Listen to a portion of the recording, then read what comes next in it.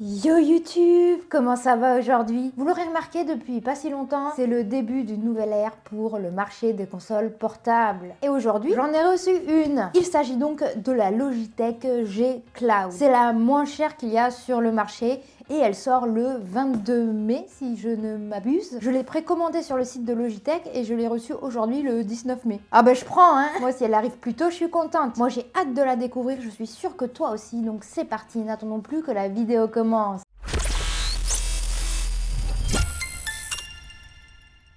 Dans cette boîte, nous avons une console portative qui coûte 359 €. C'est pas si cher que ça par rapport au produit. La ROG Ally coûte 800 € par exemple. C'est pas tout à fait les mêmes consoles. Bref, ici nous avons la Logitech G Cloud et comme son nom l'indique, elle est destinée au cloud gaming. Alors pour faire quand même un petit point sur le cloud gaming, je vais vous lire la définition de Wikipédia pour qu'on soit tous à peu près sur la même base. Le cloud gaming consiste à délocaliser l'exécution d'un jeu vidéo qui est destiné soit à une console de salon soit à un ordinateur, vers des serveurs à distance, entre parenthèses par cloud computing. Ces centres de données vont donc envoyer les vidéos aux joueurs en lecture continue. Ça s'appelle aussi du streaming. Les joueurs interagissent avec les jeux par internet en temps réel. Ça, c'est la base du cloud gaming. Et c'est ce que fait cette console. Donc je vous propose qu'on n'attende plus. On va ouvrir la boîte et on va voir à quoi ressemble cette console portative.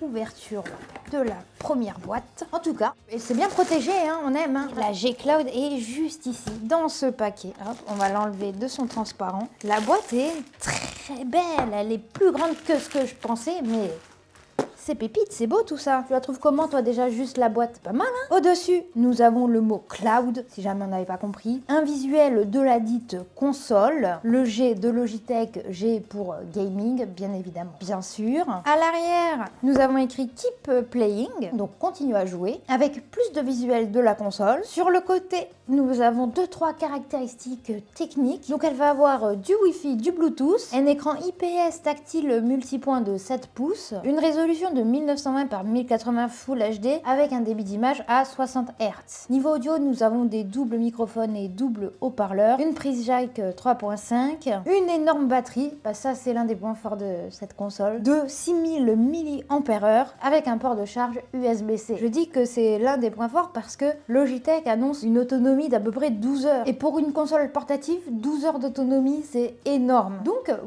voyons voir. Décellons la boîte. Hop, ouverture de la boîte. Waouh, je m'attendais pas à un truc aussi gros, pas sur les photos. Et les gens devaient avoir des grandes mains. Elle est incroyablement belle, avec le petit carton au-dessus où il y a écrit Keep Playing. La console, ok. Dedans, nous avons aussi des petits câbles.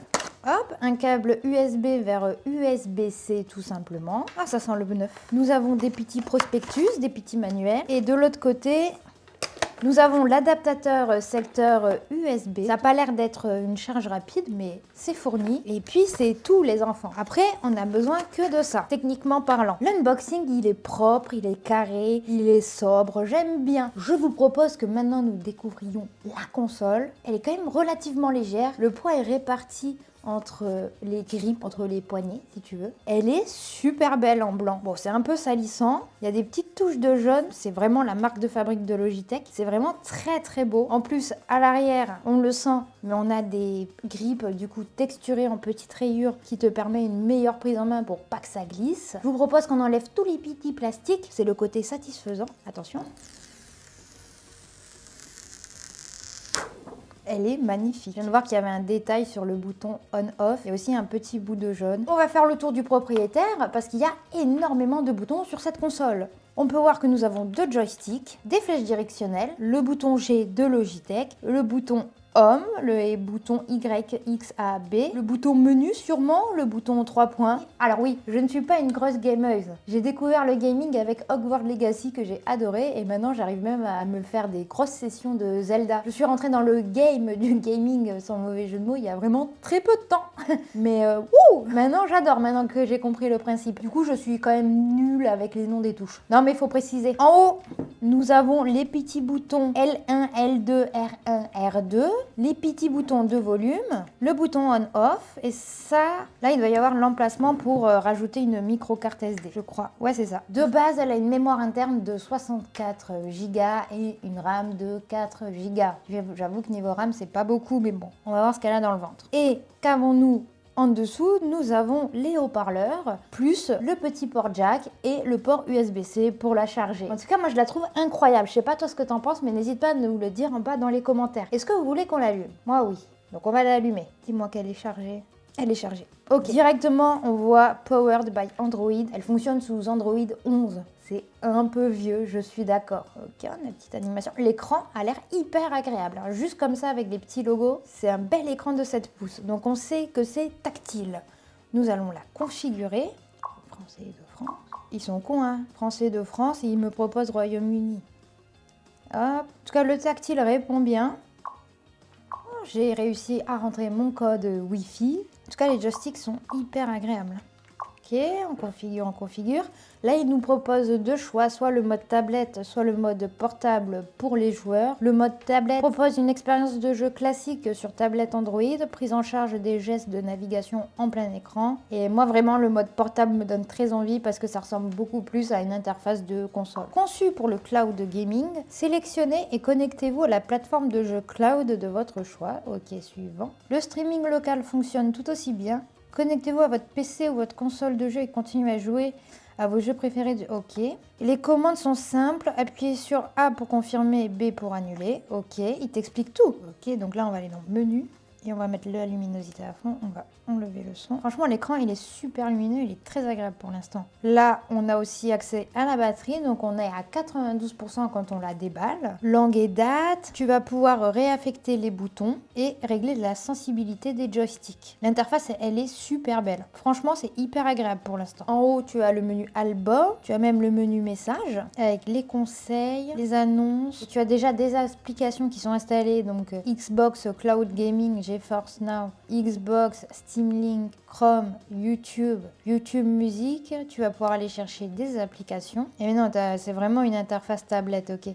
Tu peux avoir des SMS, ok. Moi, je sais que j'ai un compte Xbox, donc on va aller sur mon compte Xbox. Pas hyper pratique le clavier, il est un peu grand. Ce que je vous propose, c'est que je fasse toutes les mises à jour, etc., etc. Je reviens vers vous pour déjà un premier avis. Ok, au final, on se retrouve le lendemain. J'ai eu le temps d'un peu bidouiller et de tester cette Logitech G Cloud. La première chose que j'ai à dire, elle est hyper agréable à utiliser. Niveau interface et expérience utilisateur, c'est hyper agréable. Naviguer entre les différentes applications, ce genre de choses, c'est propre, c'est fluide, le design est très beau, les joysticks répondent très bien. J'ai même lancé plusieurs jeux, donc attention, j'ai lancé Fortnite comme tu peux le voir dans ces images, mais j'étais pas là pour faire une perf, hein. J'ai jamais joué à Fortnite, enfin un petit peu, mais il y a fort longtemps. J'étais juste là pour voir la réactivité du cloud gaming au final, parce que j'ai jamais vraiment utilisé le cloud gaming. Ce que j'ai pu constater, c'est que les boutons sont hyper réactifs, le mouvement de la caméra, le déplacement des mouvements. Après, je connais pas tous les boutons, tu peux le voir, je suis vite morte, mais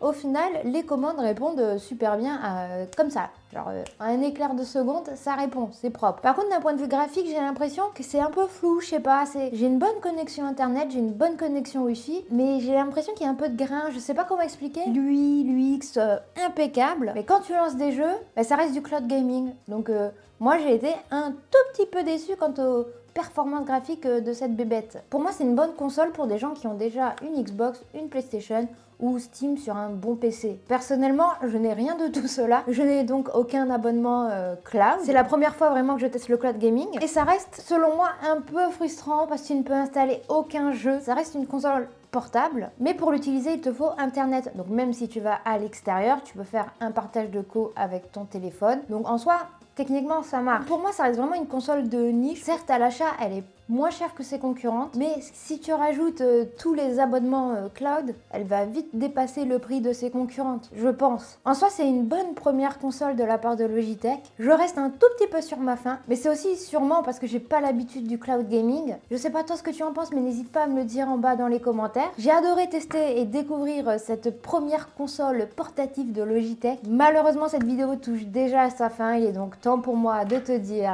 ciao, bonsoir et à très bientôt pour de nouvelles vidéos. Surtout, n'hésite pas à t'abonner à ma chaîne YouTube. Je suis aussi sur les réseaux sociaux si tu as envie de me suivre. Et voilà, je mets d'autres vidéos là qui vont s'afficher. Comme ça, tu peux voir d'autres vidéos. C'est cool.